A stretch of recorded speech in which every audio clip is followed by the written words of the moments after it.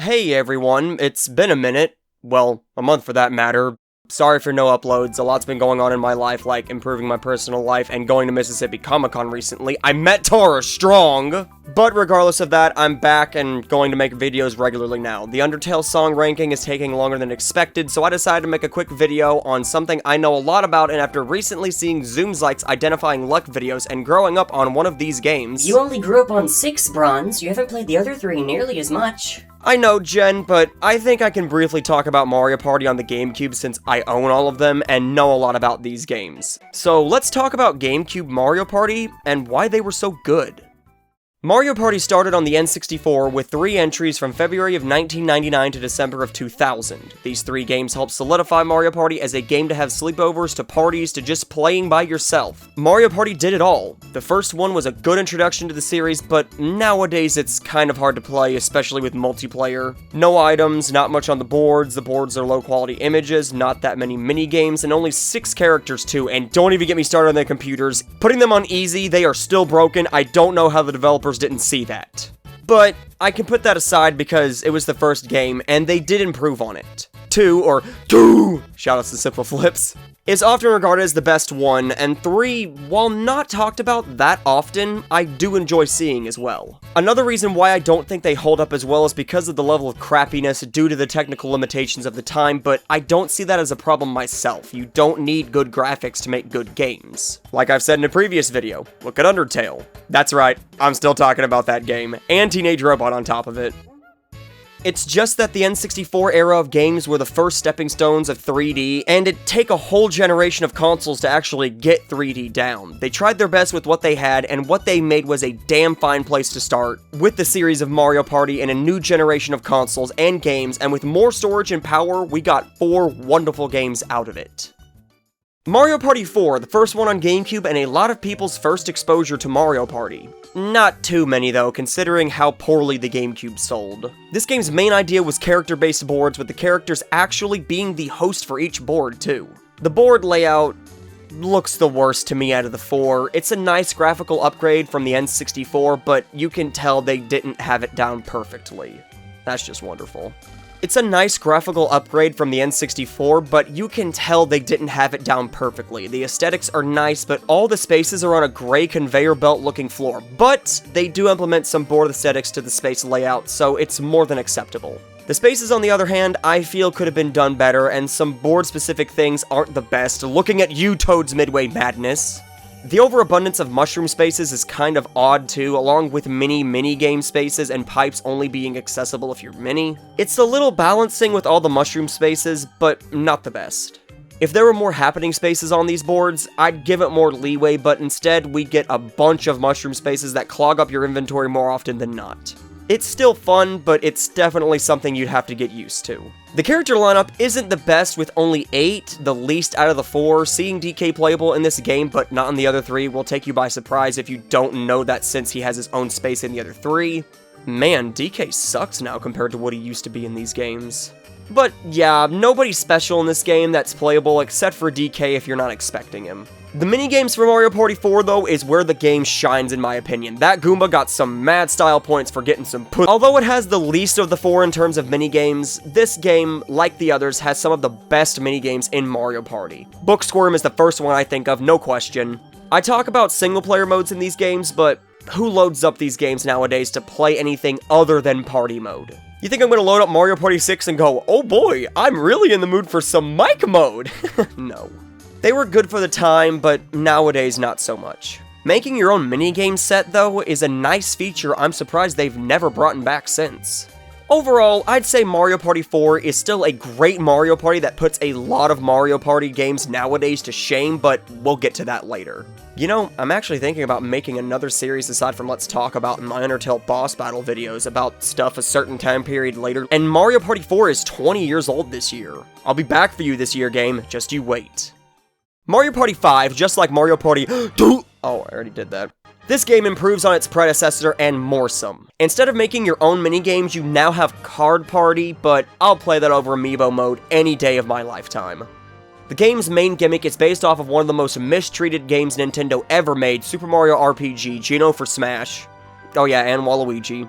This game also removes items as items and turns them into capsules, which have made it easy to figure out what capsules did what, even though there's no shops to buy the capsules at. They all come from a machine at random, and that does take out a strategic part of Mario Party since you can't choose what orbs you get, but it's the first time with capsules, don't shit down their throat about it.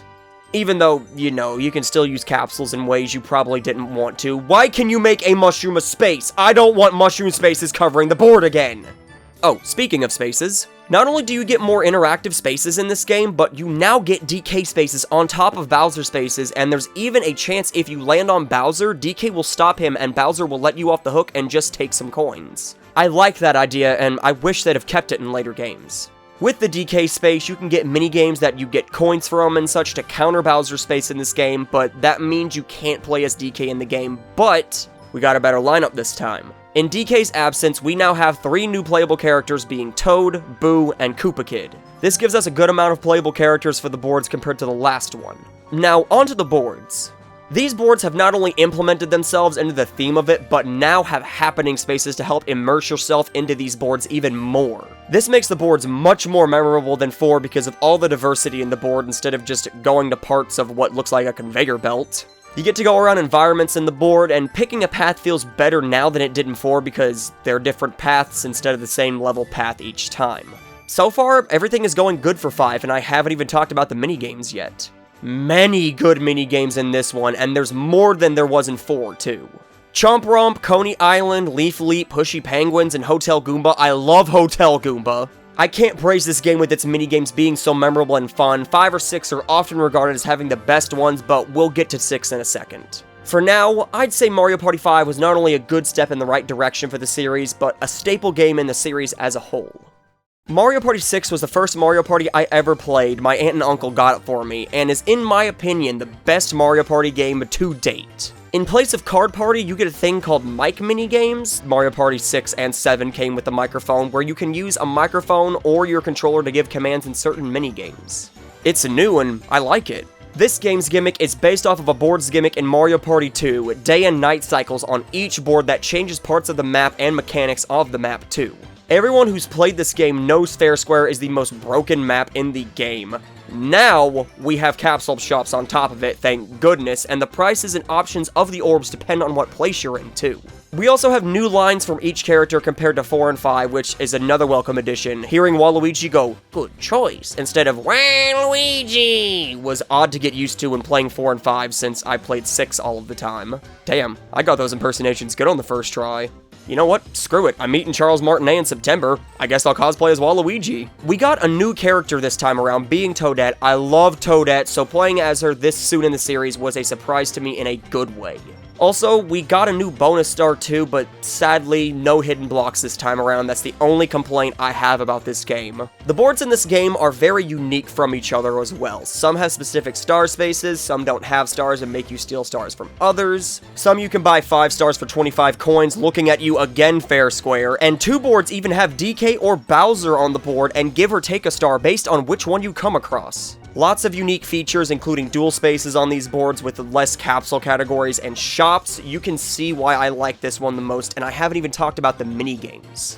We have more mini-games than the previous 2, and despite the unresponsiveness and lack of quality in the mic, the mini-games are a welcome addition with a controller. I couldn't name off all the mini-games I love, but what I can say is that some of the mini-games are affected based on which cycle the game is on. If you're on the night cycle on a board, your minigame is going to be at night if it can. Attention to detail is something I used to enjoy seeing in Nintendo, because now attention to detail in modern Nintendo just upsets me.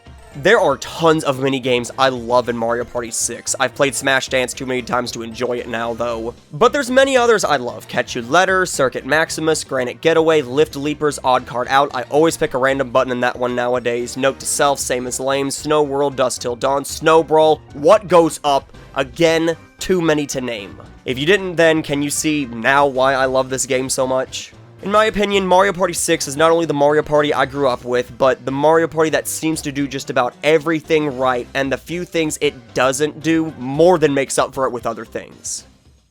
Mario Party 7 is fine. I have it, I've played it more than 4 or 5, but I can't really remember that much from it.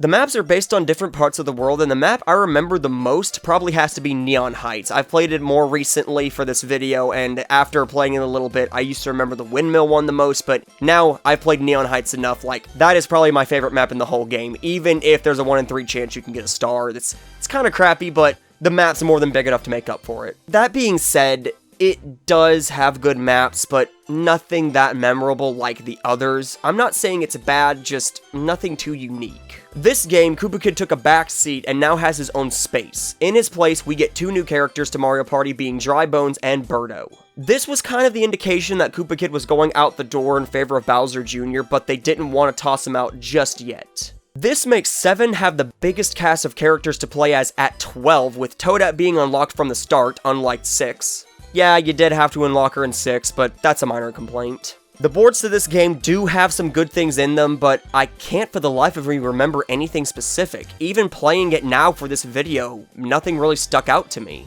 I know them, but there's nothing that unique about it. I didn't like how duels were made to where you can't decide what to duel over, and there's even a chance you get nothing on top of it. I do remember Bowser Time though, I won't forget that, but I can't say the same for minigames in 7. I do remember there being 8-player mode, that I do remember very specifically, and it has the most minigames up to that point, and the most for a long time. They didn't catch my eye like minigames from the others did. Again, I just can't remember anything that noticeable from this game.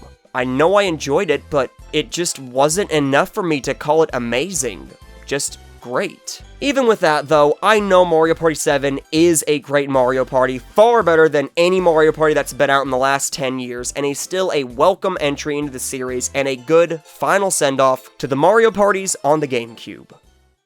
So this is all the Mario Party games on the GameCube. If I had to rank them from best to worst, or amazing to least great, it'd be 6, 5, 7, and 4. I do like 7 more than 4, shit on me all you want. Even if I don't like the board design of 4, the capsule randomness of 5, the no hidden blocks in 6, and the fact that I can't remember much from 7, I still love going back to these Mario Parties because, well, they're amazing.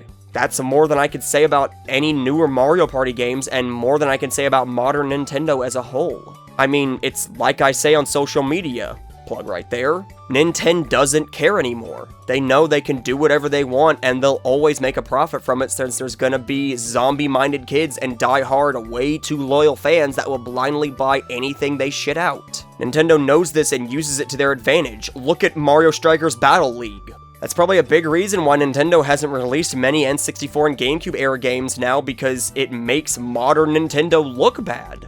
I mean, look at Superstars. It adds little to nothing to Mario Party. It's just a reskin of better Mario Party games, because they don't want you to realize that older Nintendo is much better because, like I say, again, Nintendo doesn't care anymore. I'm gonna go too far into this if I go any further. Maybe I'll make a video on it one day. If not, go see Emperor Lemon's video called Sacrifices to the Church of Nintendo, and go check out Demich's channel in general. That video and that channel explain it better than I ever could in this video, and regardless of all that, if you don't like me briefly going over all of these, I will go into further detail down the road, but feel free to tell me what you loved about these 4 games, and yes, everyone knows 9 and 10 are horrible, we know.